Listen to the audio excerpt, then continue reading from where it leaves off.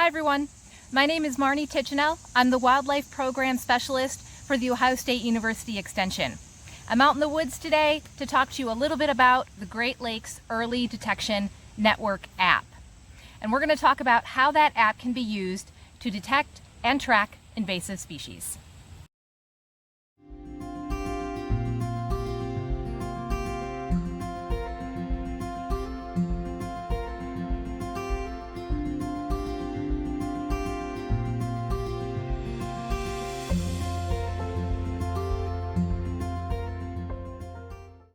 Invasive species cross many taxa. We're not just talking about plants and insects when we talk about invasive species.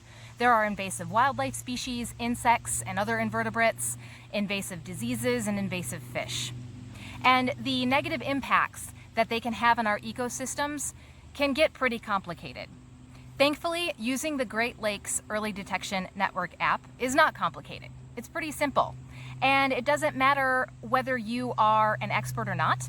It doesn't matter if you are gardening or hiking or kayaking or maybe out in the field for your profession or even in a walk in your neighborhood. You can be using the app to track and report invasive species. So this isn't just an app for natural resource professionals. Anybody can use it, and we hope that everybody does use it. So I'll show you how easy it is. The Great Lakes Early Detection Network app is available at both Apple iStores and Google Play for Android systems. So here's what it looks like. Now, once you are in the app, you're going to notice a list of options just popped up on my screen here. If you go down to that second one, it says All Species right here, and you click on it, you're going to see a list of all of the different species that you can report on using this app. Okay. Now, it's important to note here that this is a regional app and it's used by several states in the Great Lakes area. So you may see some species on this list that maybe you're not familiar with or that are not invasive here in Ohio or much of a problem here in Ohio, but they are in other states. So you can scroll through this list to look for the species that you're wanting to report on. You can also use the search function, of course, to type in the species that you're looking for. I'm going to back out and show you one other option. At the very top there, you see species categories. And so if you click on that, it's going to take you right to the taxa that you are looking for. So let's say that you are looking at autumn olive. You can scroll down to shrubs and click on it. And you see autumn olive right there in the middle. And so if you click on it, that brings up the screen to report an observation. And we're going to spend some time talking about this screen and how it works in just a minute. But for now, I'm going to back out because I want to show you one other thing. If you click the little eye here, the little info button, and you'll notice there are info buttons for every single species. If you click on that, then you get a nice overview of the species, in this case, autumn olive. And so lots of great information here for you to learn a little bit more about that plant. You'll also see that there are a collection of images, and these are very helpful for a couple of different reasons. One, if you're out in the field and you need a little help identifying the species you're looking at, maybe you're 90% sure that it's autumn olive, but you're not positive, you can kind of cycle through these pictures and maybe confirm that identification. The other reason why these images are helpful is when you're getting ready to submit a report, you do need to attach several pictures to that report. And those pictures are important because they are what the expert uses to confirm your observation and place it on the map. And so in the case of plants especially, you may be looking at that plant and wondering, okay, what part of the plant should I take a picture of?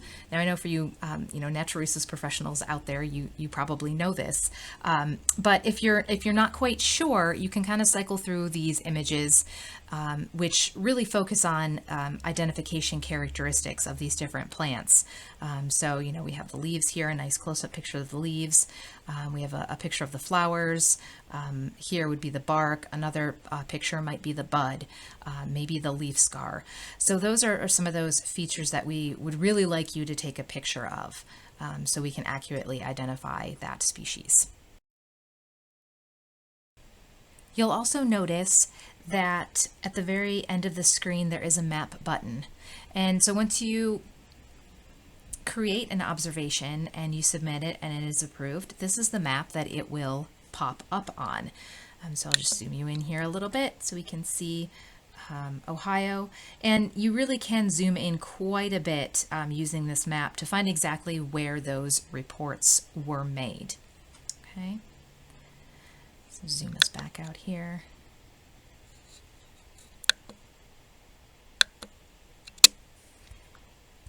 And I'm going to back out and show you one final thing, and that's right here, the species list. So this is kind of a nice little feature within this app where if you click the edit button right here, you are actually able to create your own list of invasive species. So just with simple check marks as you see here. But you know, if you are constantly reporting on certain species, you can put them into your list right here, and it can just give you really quick and easy access to those species. So I just wanted to point that out really quick.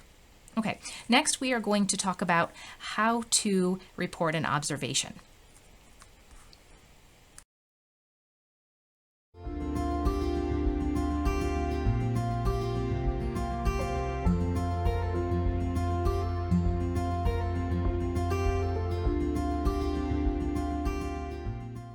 Okay, so I've found an invasive species that I want to report. And if you notice, I'm right on the edge of a little woodland patch. And on the edges of woodlands is a common place to find this invasive species. So I'm going to switch my camera view so you can see what I'm looking at. I'm sure some of you watching this can immediately identify this shrub. I'm going to zoom in a little bit. Okay, so what we're looking at here, if you haven't figured it out already, is bush honeysuckle. So I found my invasive species that I want to report. What are the next steps? So go into the app, I would locate the honeysuckle, click on it, and start to fill out that information to report an observation. Now remember, a big part of that is to take pictures. And we talked a little bit about those characteristics that make it easy to identify different plants. Pictures of the leaves and the buds, the fruit or the flowers, the bark. Okay, those are the things that I'm going to be taking pictures of. Keep in mind, you don't have to be 100% positive of the species you're trying to identify. So if you don't know, that's okay. But just take those good pictures, pictures of the plant characteristics that will help the expert identify it. And if they can't, they'll reach out to you and ask for a little bit more information. So those are plants, but what about if the invasive species is an animal? Yes, it's great to get an actual picture of the animal, but that doesn't always happen. Sometimes what we're left with is sign or damage that the animal left behind. And in that case, the same rules apply. Make sure that you're getting good quality pictures. For example, if maybe you found evidence of the viburnum leaf beetle, don't send a picture of a dead viburnum from a ways away, because it's going to be hard to tell if that plant really did die due to the viburnum leaf beetle. Get up close and get a picture of the damage to the leaves that viburnum leaf beetle left behind. Okay, so next we're going to take another look back into the app, and I'll take you through reporting an observation.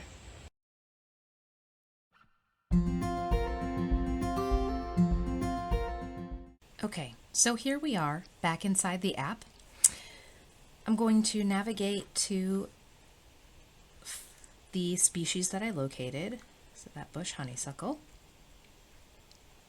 And once I find it, I'm going to click on it, and I'm going to begin filling in these various fields. So first of all, you have a site name right here, and you see a long list of sites, and these are sites that other folks that have used the app have already entered. And so you can go ahead and give your location its name. So if you're surveying a park or a state forest, you can enter it here. And then once you enter it, you'll be able to scroll through and find that name once again. But it is a rather long list, so you might be scrolling for a few seconds. So there it is, Gladshire Woods, and I just named it that because it was the little woodland patch behind my house. Next step is to attach images. And notice that you do have the option to take a picture directly from within the app. You can also upload pictures from the gallery, which is what I'm going to do because I snapped my pictures before I opened up the app. And so I'm uploading several pictures, and you do have that option to upload several pictures. So I'm uploading one of the fruit, one of the bark,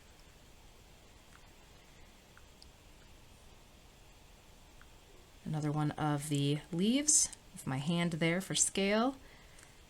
And I did take one from a little ways away just to give some perspective of the size of that plant. Okay, and there I have my pictures uploaded. Next is location. So if you click on the little map icon, it's going to bring up Google Maps. And now the app is going to use your phone's GPS to plot your location. So you have the option of dropping a point on the map to mark the location of the invasive species. And as you can see here, that's exactly what it did for me. Now I was just reporting a single stem, and so this works well for me. But say you were surveying an area and you came across multiple stems of honeysuckle or tree of heaven or whatever invasive species you happen to find. You have another option to report those multiple stems, and that would be the polygon, which is right here. So if you click on that, and then you go down and you click on freeform, this will allow you to hand draw a polygon around the area. So let's just say that I saw multiple stems of honeysuckle in this area. I can just draw a little rough polygon around it. I click this little check mark right here. It pops up with an area, which is kind of a neat feature. And then if I'm okay with that, I go back up and I click done. Okay, so a nice feature that, prevents you from having to drop multiple points for every stem, and it cuts down on the number of reports too. You can really take a large area into account using this feature. But as I said, I only came across one stem, and so I am going to stick with the point. So I'm going to click done to record that location. And then the rest of these fields are pretty quick. So this one right here, time spent in minutes, you don't have to worry about filling that one out here in Ohio if you don't want to. This was established by a state that was recording volunteer hours. Status, so I have positive marked because I did find that honeysuckle. I was not treating it or removing it, so I'm not going to check the treated button. But note here, you can also click not found. So if you're surveying a certain site and you're not finding an invasive species, which, yay, that's good, right? You can record that using this app as well. And then just estimate, down here, estimate the number of acres. I think I'm going to say about 3 acres for that woodland patch.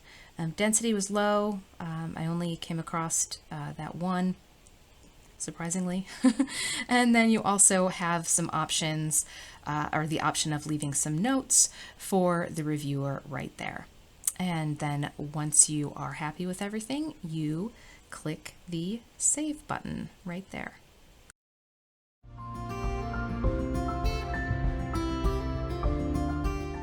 Once you save your report, the app is going to take you back to the main menu, but you're not done yet.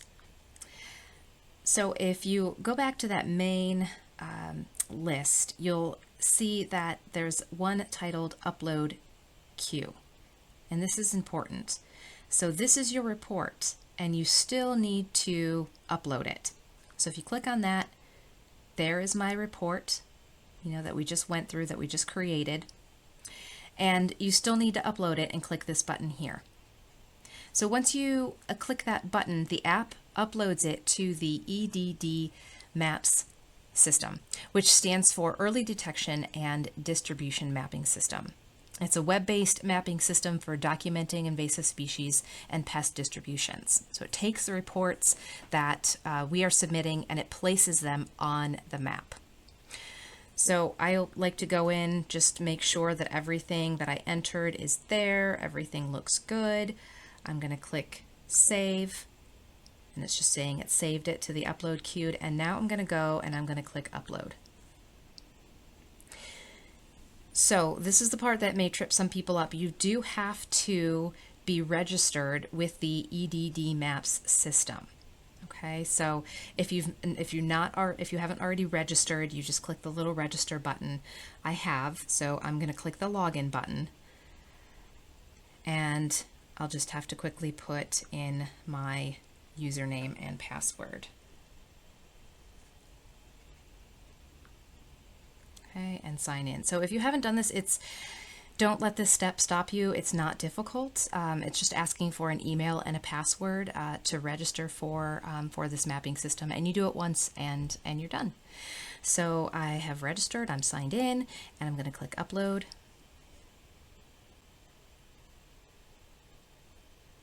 And once it is uploaded, it'll say that your queue is empty. And that's it. That's how you can use the Great Lakes Early Detection Network app to report invasive species. Every year, we're finding new invasive species. We know that they greatly alter our native landscapes. They negatively impact our native wildlife populations, damage agricultural crops, and threaten our health. So we really do need help tracking these invasive species. We need to get them on the map so we can better manage them. So we hope that you find this app easy to use. One of the goals was to make an easy and efficient app, and hopefully you'll use it on your own property and the lands that you are managing. So good luck, and I have some more reporting to do. Bye.